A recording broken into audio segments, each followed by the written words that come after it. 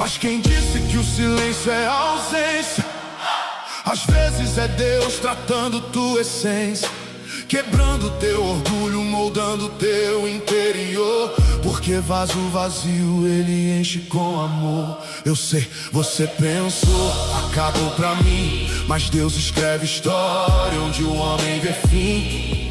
Você caiu, mas não perdeu valor, porque a cruz já pagou, já te deu novo amor. Não é sobre sentir, é sobre crer. mesmo sem ver, você precisa permanecer. A luta não define quem você vai ser. É no meio do caos que Deus levanta você. Tem voz dizendo desiste, não dá mais, mas existe outra voz que te chama e traz paz. É suave, mas firme, é fogo que não se vê. É Deus dizendo, filho,